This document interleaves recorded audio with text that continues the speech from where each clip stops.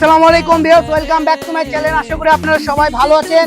Shirt Shop Fabrics official channel থেকে আবারও চলে গেল সুন্দর সুন্দর চেরি ফেব্রিক্স কালেকশন, যা আপনারা পেয়ে যাবেন রিজনেবল প্রাইজে।